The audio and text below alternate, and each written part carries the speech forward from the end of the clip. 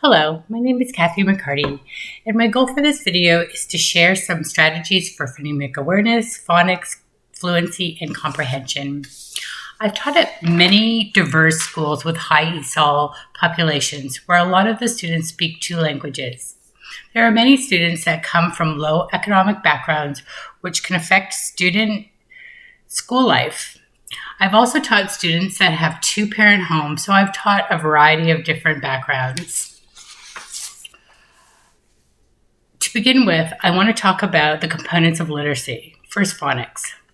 Phonemic awareness is breaking apart sounds to form letters.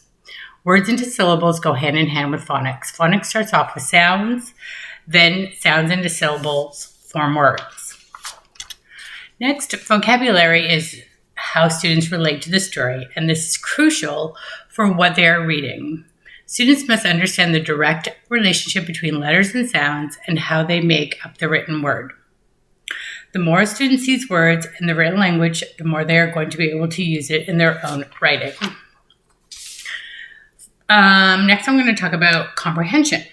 Comprehension is a cognitive process of which understanding of students have of what they are reading. So when my students read a text and their level of recall and main ideas is their comprehension. Fluency goes along with comprehension. Fluency is their expression, accuracy, and speed.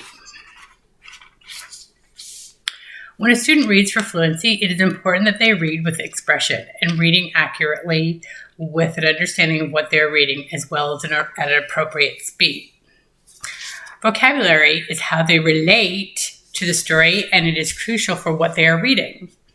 The student must understand the relationship between letters and their sounds. The same is true for the written word.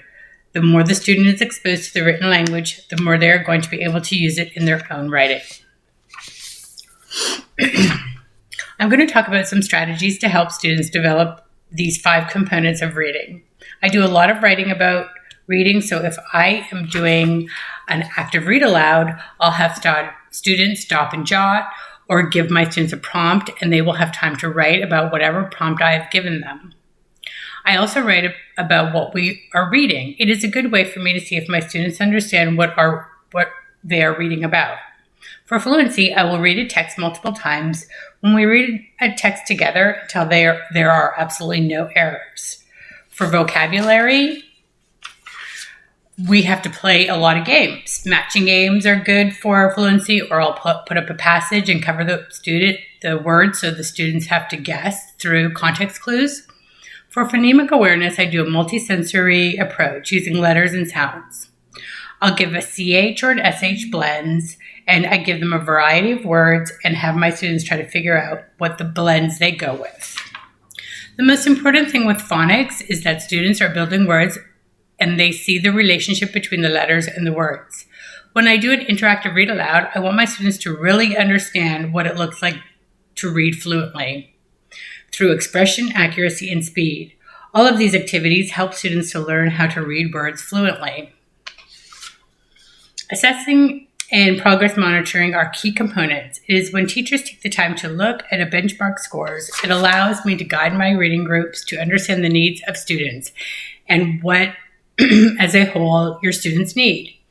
Every 10 days or so is a good amount of time to check in and monitor your students. I also use running records. Running records is a great way to give students texts that are on the student's level and see how they are progressing. My school offers many different websites to accommodate programs for all students' levels and needs. A literacy specialist can support teachers' resources for teachers and students. This allows students to be successful and gives them the confidence and allows them to make progress at whatever level that they are at.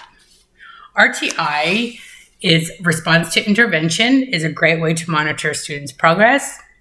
Students are identified by tiers. Struggling students are assessed at tier 1. This allows teachers to measure progress biweekly.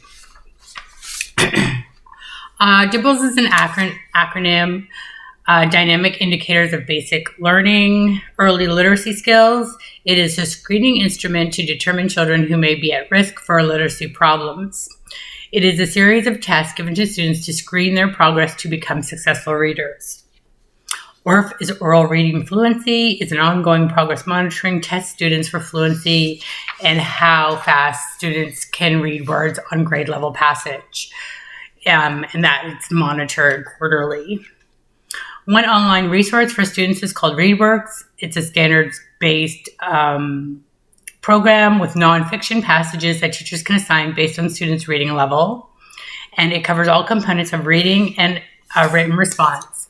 Literacy coaches can utilize all these progress monitoring tools to help teachers make decisions based on students' reading levels and, above all, increase students' achievements. Thank you.